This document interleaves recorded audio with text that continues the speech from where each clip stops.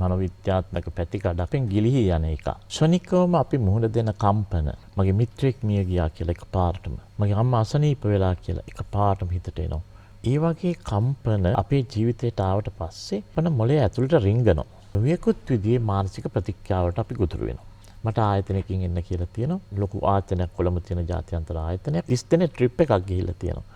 ගිහලා බස් එක පෙරලා දෙන්නේ මැරිලා. දැන් හුඟක් අයට ඇවිල්ලා වැඩ කරන්න බැරි. සමහර අයට තරහ යනවලු. සමහර අයට කන්සන්ට්‍රේට් කරන්න බැරිලු. මතකය නැති වෙලා ගිහිල්ලාලු. කෑම කන්න බැරි වෙලා ගිහිල්ලාලු. මේ වගේ ලක්ෂණ නිසා දැන් මට එන්න කියලා තියෙනවා ડોක්ටර් ඇවිල්ලා බලන්න, ඇසෙස්මන්ට් එකක් කරලා කියන්න මෙයාලා මේකෙන් එළියට ගන්නේ කොහොමද? මේක ආයතනයටත් පාඩුයි.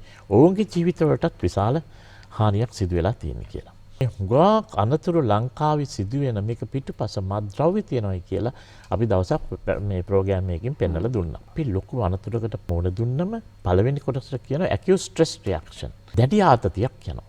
මගේ ළඟට එනවා එක තරුණයෙක් අවුරුදු 35යි වාහනකින් රෑ 12ට විතර පෙරාදෙනියේ නුවරින් ඉඳන් පෙරාදෙනියට යනවා. යාළුවෙක් ගෙදරට ගිහලා පාටියකට යන්නේ සාදේ. උට ගැට්ටම්බේ හරියටම පන්සල ඉස්සර ලොකු අනතුරක් වෙනවා. ඇවිල්ලා ට්‍රක් රටයක වදිනවා. වැදුරට පස්සේ මෙහා බේරෙනවා. පොඩි තුවාල කීපයක් එනවා. ඉස්සරහින් යාළුවා මැරෙනවා. පෙරාදෙනිය හොස්පිටල් එක අනිත් පැත්තේනේ.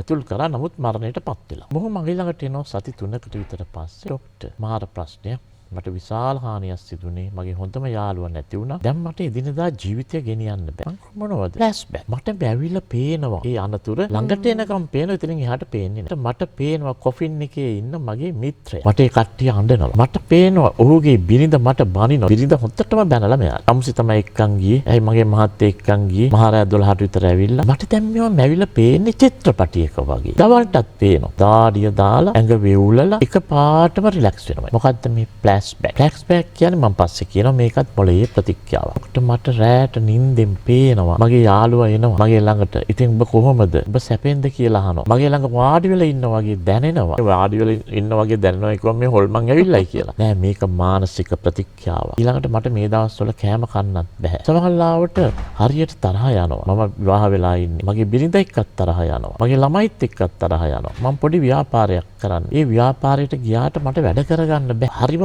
මහන්සි. මගේ ඔළුව සේරම තද වෙලා වගේ. ඊටත් වැඩිය ලස්සන දෙයක් මොහු කියනවා. දැන් ඔය ගැටම්බේ හරහානේ යන්න තියෙන්නේ නුවර. දැන් ඔහු ඒ පාරේ යන්නේ නැහැ කොළඹ යනවා. ගන්නොරුවින් දාලා හරහා ලොකු පාරකින් පෙරදිනට යනවා. ඔය ඇයි? එතනින් යන්න බෑනේ ඩොක්. යනකොට දාඩිය දාලා පපුව ගැහිලා මං සමාඩේ දිහා ඒකන හයිපර් විජිලන්ස් කියලා.